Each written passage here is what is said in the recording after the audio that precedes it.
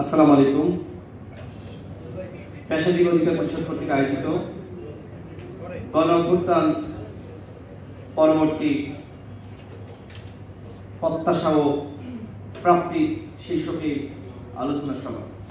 এই সভায় সম্মানিত সভাপতি, প্রধান অতিথি সহ উপস্থিত নেতৃবৃন্দ, প্রিয় সাংবাদিক ভাইয়েরা, সবাইকে গণ অধিকার পরিষদের পক্ষ থেকে আন্তরিক শুভেচ্ছা, অভিনন্দন। একটি গণ অভ্যুত্থান হয়েছে। এই অভ্যুত্থানে প্রায় 2000 ছাত্র জনতা রাজনৈতিক কর্মী শহীদ হয়েছে, 30,000 আহত হয়েছে। কিন্তু এখনো পর্যন্ত শহীদের প্রকৃত তালিকা আমরা জানি না। এখনো পর্যন্ত শহীদ পরিবারকে ক্ষতিপূরণ দেওয়া হয়নি। এখনো পর্যন্ত আহতরা হাসপাতালের বিছানায় কাতরাচ্ছে। একটু আগে পিজি হাসপাতাল থেকে একজন আহত যোদ্ধা আমাকে মেসেজ করলেন যে ঠিক মতো চিকিৎসা পাচ্ছে না। সাংবাদিক ভাইরা, আমার মোবাইল আপনারা দেখতে পারেন, এরকম অসংখ্য মোবাইলে দেখবেন অসংখ্য মেসেজ। আহতরা তাদের পরিচিত জনকে মেসেজ করছে, আমাদেরকে ঠিক মতন চিকিৎসা দেওয়া হচ্ছে না। কি কারণ? সরকারের কি অর্থের সমস্যা নাকি মানসিক সমস্যা? আমি বলবো এই সরকারের অর্থের সমস্যা না, এই অন্তর্বর্তীকালীন সরকারের আসলে মানসিক সমস্যা হয়েছে। তারা বোঝে না কিভাবে রাষ্ট্র চালাতে হয়, তারা বোঝে না কিভাবে পুলিশকে দিয়ে, রাজকে দিয়ে, বিজেপিকে দিয়ে ফাংশন করাতে হয়। যে কারণে এখনো পর্যন্ত দেখবেন জেলার বিভিন্ন জায়গায় মারামারি, খুনাখুনি, হানাহানি, চাঁদাবাজি, হিংসা, বিদ্বেষ। আমার জেলা ঝিনাইদহ সদর হাসপাতাল আমি গিয়েছিলাম সেখানকার রোগী দেখার জন্য। আমি দেখলাম যে বিএনপি জামাতের কর্মীদেরকে আওয়ামী লীগের নেতা কর্মীরা কুপিয়ে হাসপাতালে পাঠিয়েছে। এই খবর কি আমাদের উপদেষ্টারা জানে? আজকে তারা বলছে আগামী নির্বাচনে আওয়ামী লীগ অংশ নিতে পারবে না। তো বাবারা, তোমরা কেন আওয়ামী লীগের সাংগঠনিক কার্যক্রম নিষিদ্ধ করছো না? তোমরা কেন আওয়ামী লীগের নিবন্ধন স্থগিত করছো না?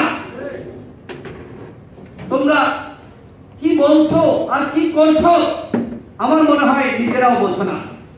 এইভাবে একটি সরকার চলতে পারে না। ডক্টর মোহাম্মদ ইউনূস, তার উপর যে আশা, ভরসা, প্রত্যাশা আমরা রেখেছিলাম, তিনি অযোগ্য ব্যক্তিদের নিয়ে এই উপদেষ্টা পরিষদ গঠন করেছেন। যে কারণে সেই আশা, ভরসার আমাদের যে প্রত্যাশা, সেটি আসলে আমরা কোনো কিছু পাচ্ছি না।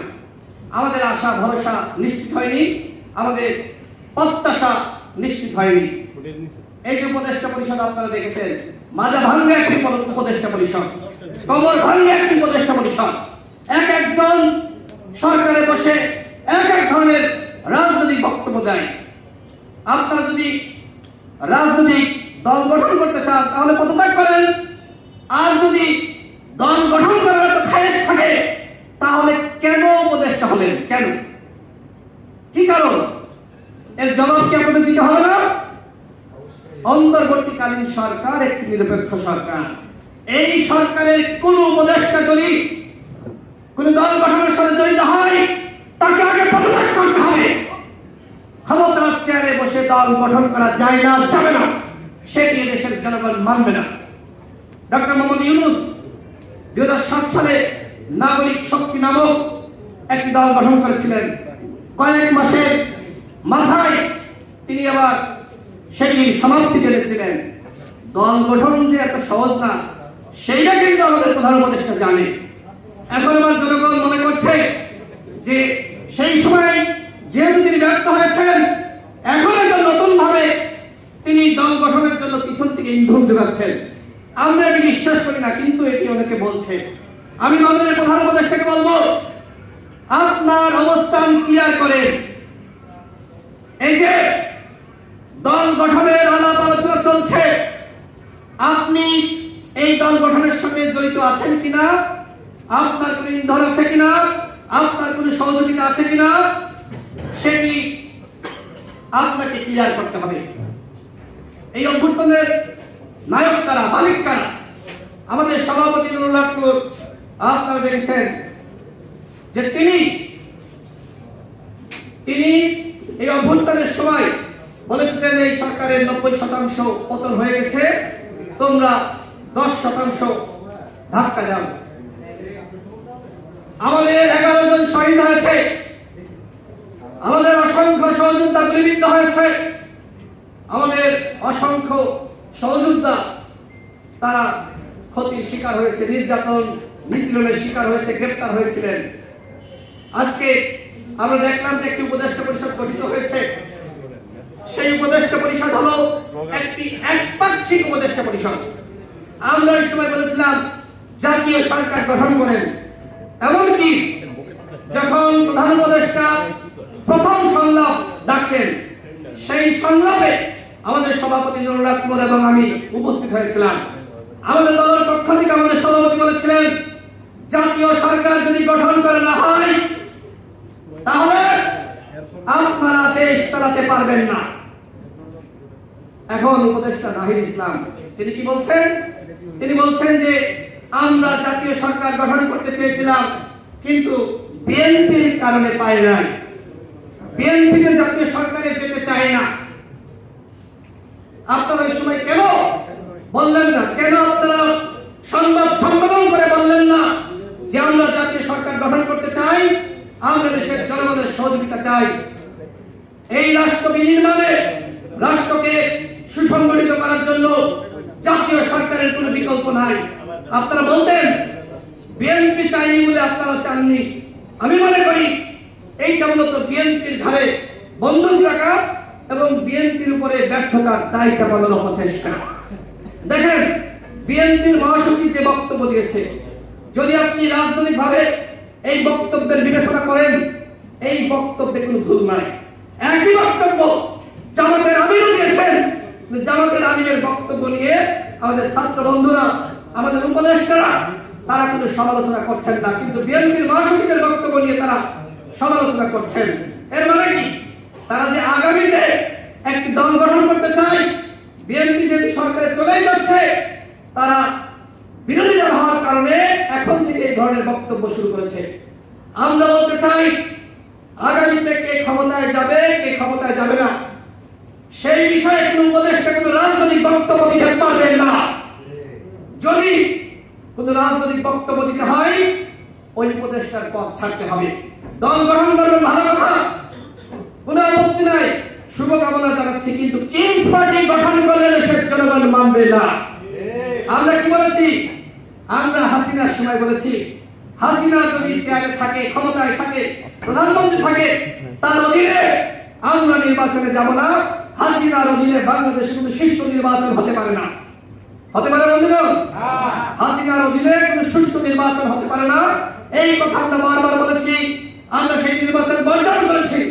এখন যদি কোন কোন উপদেষ্টার সহযোগিতায় দল গঠিত হয় এবং সেই দলের প্রতি উপদেষ্টাদের আশীর্বাদ থাকে, তাহলে আগামীতে যে নির্বাচন হবে, সেই নির্বাচন ফের হতে পারে?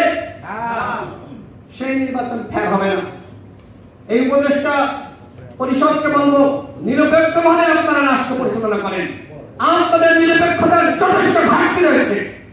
আপনারা কাউকে সুবিধা দিচ্ছেন আর কাউকে আপনারা বঞ্চিত করছেন। এইভাবে রাষ্ট্র চলতে পারে না। সংগ্রামী সাথী বন্ধুগণ, আমি বক্তব্য বাড়াবো না। সরকারকে সর্বশেষ আমরা বলতে চাই, আপনাদের কোন উপদেষ্টা তারা নিজের এলাকায় গিয়ে রাজনৈতিক দলের নেতার মতন সংবর্ধনা দিচ্ছে। উপদেষ্টারা অন্তর্বর্তীকালীন সরকারের উপদেষ্টারা, তারা কি সংবর্ধনা গ্রহণ করতে পারে বন্ধুগণ? কোনোভাবে গ্রহণ করতে পারে না। সরকারকে বলবো, যারা অযোগ্য উপদেষ্টা রয়েছে এদেরকে সরিয়ে দেন। যদি প্রকৃত পক্ষে রাষ্ট্র সংস্কার করতে চান, তাহলে সরকারকে গণহত্যার বিচার করতে হবে। আওয়ামী লীগের সাংগঠনিক কার্যক্রম স্থগিত করতে হবে, নিবন্ধন স্থগিত করতে হবে। আওয়ামী লীগের পান্ডাদেরকে ওয়ার্ড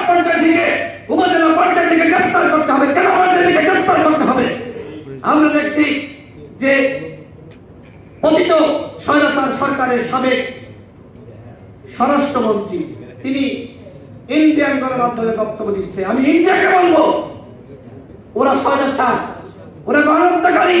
আপনারা কিভাবে ওদেরকে আশ্রয় দিচ্ছেন, কিভাবে ওদের বক্তব্য প্রকাশ করছেন? আপনারা জনগণের সাথে, বাংলাদেশের জনগণের সাথে কিন্তু বেইমানি করছেন।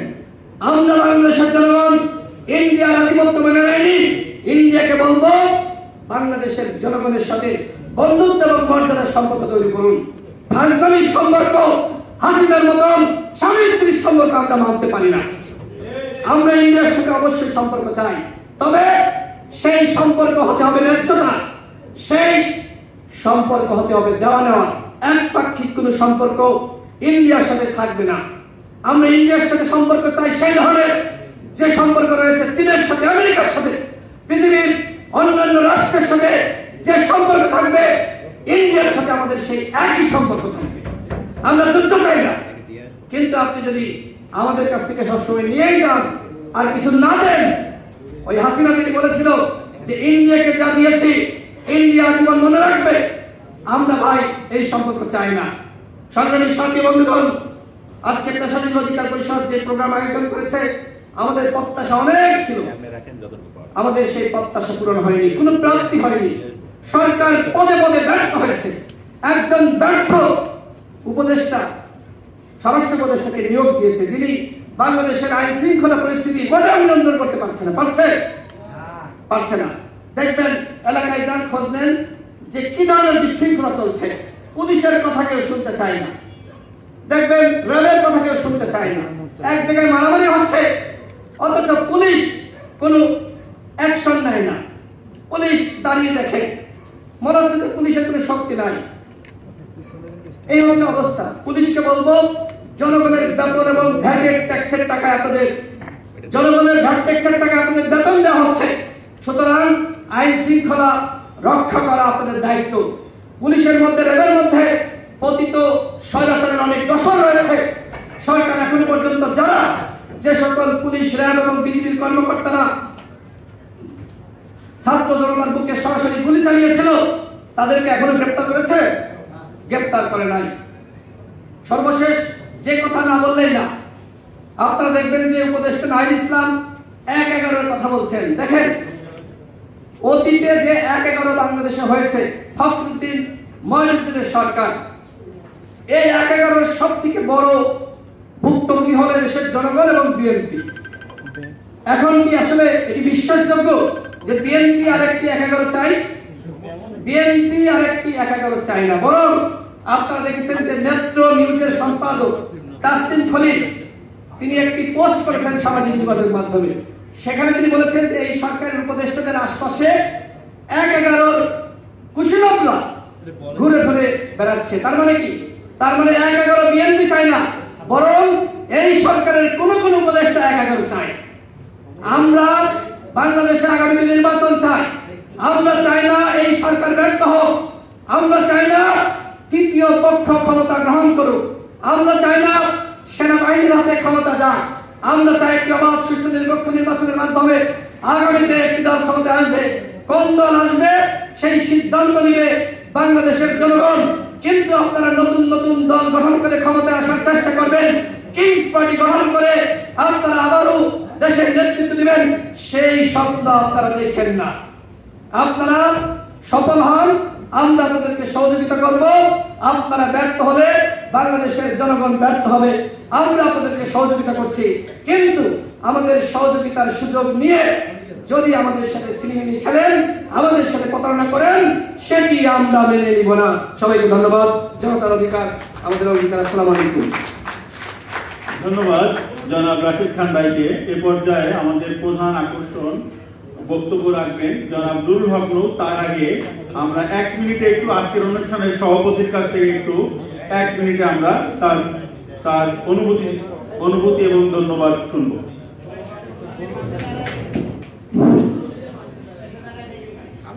শুভেচ্ছা জানাই সাংবাদিক ভাইদের। আপনাদের মাধ্যমে মূলত আমরা আমাদের এই বক্তব্য এবং অনুষ্ঠানের প্রচার করি। তো আরো শুভেচ্ছা জানাই ঢাকা মহানগর উত্তর এবং দক্ষিণ পেশাজীবী কর্তৃক আজকের আয়োজিত প্রোগ্রামে মঞ্চভূমিষ্ঠ আছেন গণ অধিকারের সিনিয়র নেতৃবৃন্দ এবং আমার নেতা ডাকসুরবিপিন নুরুল হক নূর এবং আমার সহযোদ্ধা ভাইরা। ভাই আমি বক্তব্য দিব না, বক্তব্য দিবেন আমার নেতা উপবিষ্ট আছেন। তবে আমি দুটো মেসেজ দিব। একটা মেসেজ হচ্ছে এই কুসুম কুসুম সংস্কার দিয়ে রাষ্ট্রের পরিবর্তন হবে না, পরিবর্তন করতে হলে আমাদেরকে ঐক্যবদ্ধভাবে এই ভিত্তিক সংস্কার করতে হবে। আরেকটা কথা হচ্ছে যে নাহিদ বলেছেন বিএনপিকে প্রস্তাব দিয়েছেন। ভাই কোথায় প্রস্তাব দিয়েছেন? এই অন্তর্বর্তীকালীন সরকার থেকে অন্তরালে বসে প্রস্তাব দিলে তো হবে না, প্রস্তাবটা প্রকাশ্যে দেন। এখনো সময় আছে, এখনো সময় আছে। আমরা বিপ্লবী জাতীয় সরকারের মাধ্যমে দেশকে একটি অবাধ সুষ্ঠু নিরপেক্ষ নির্বাচন এবং সংস্কারের মাধ্যমে একটি সুষ্ঠু দেশ দেই। আরেকটা কথা বলতে চাই বিএনপিকে, আপনারা যে রাজআসনে যাবেন সেই চিন্তা করতেছেন, আগে তো আপনারা জনগণের ভোটে